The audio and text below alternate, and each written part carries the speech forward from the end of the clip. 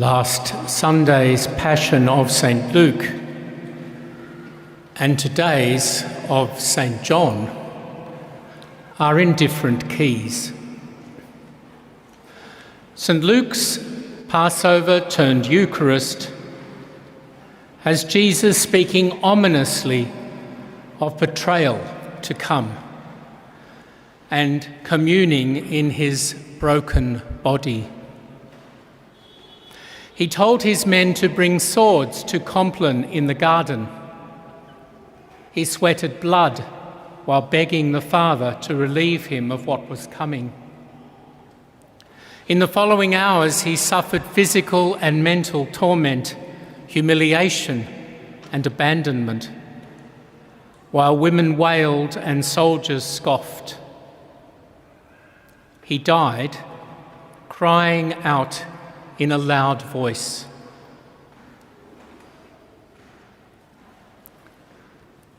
John's Jesus, on the other hand, seems very much in control.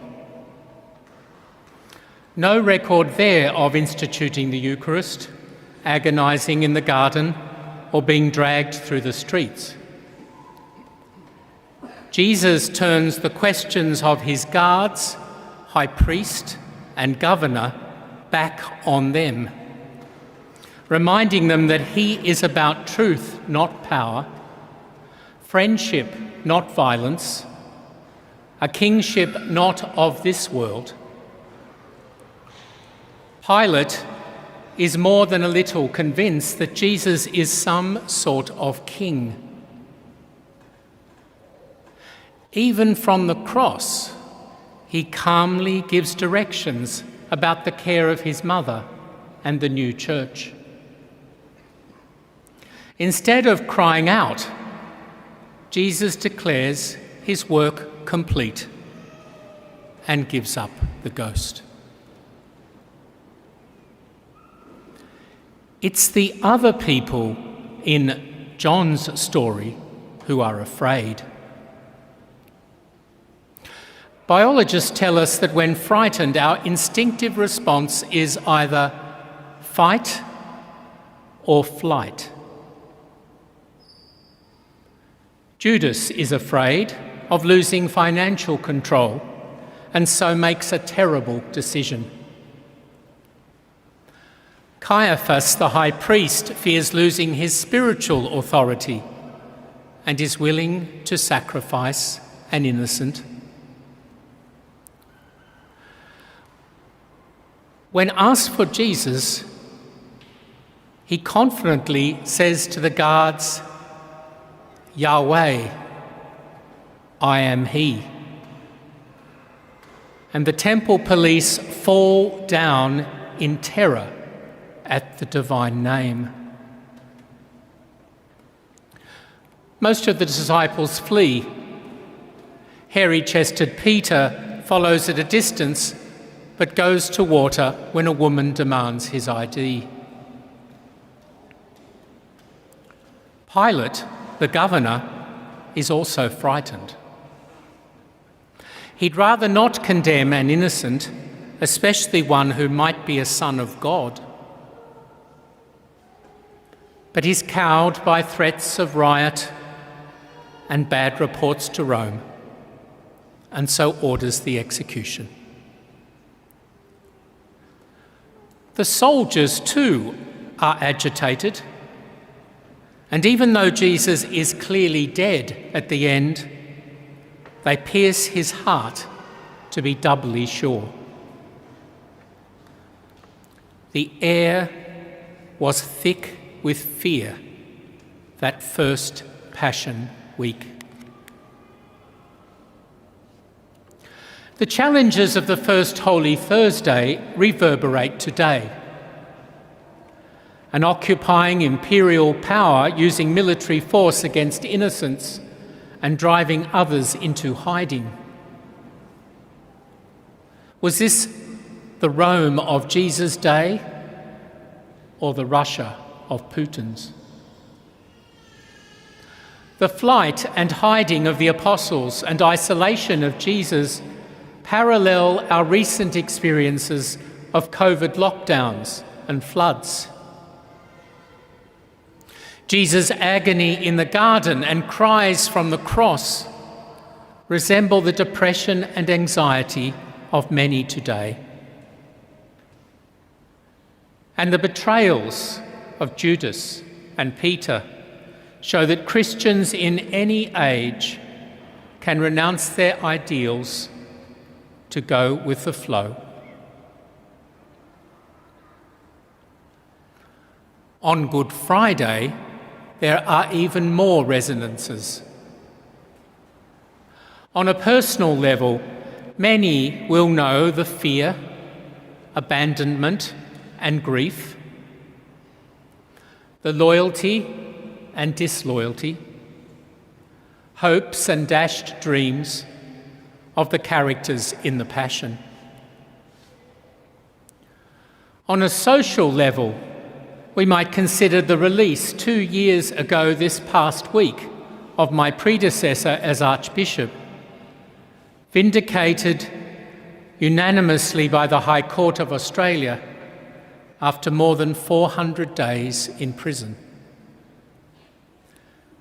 Recent books by Keith Windschuttle, Frank Brennan and Gerard Henderson have detailed how journalists, politicians and the legal system of Victoria made the Cardinal a hostage for the failings of others in the Church.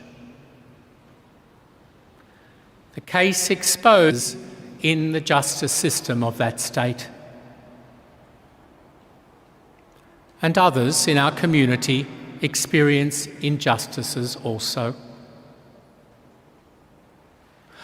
On a more cosmic level, the weather events at Christ's death have their congruences with the bushfires, floods and pandemic of our recent years, which have highlighted nature's power and our vulnerability. Jesus' wisdom amidst such challenges is this: do as I do. Count yourself greatest when serving the least. Eschew violence, pursue truth. Endure evil rather than perpetrate it. Suffering is the price of our being alive and aware. So seek a supportive community and pray the Father relieve your woes. Take up your cross and follow me. Offer your all as a sacrifice to God and a gift to others.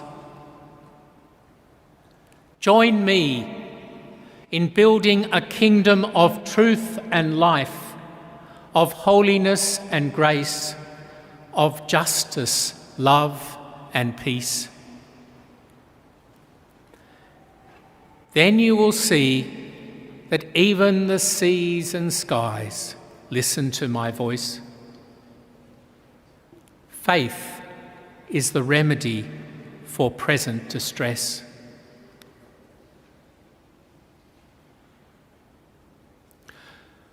Already by the 4th century, according to the Pilgrim Egeria, there was in Jerusalem a Good Friday service of readings, prayers, and venerating the cross. By the Middle Ages in England and France, people would reverently creep barefoot and on their knees to kiss the Good Friday crucifix.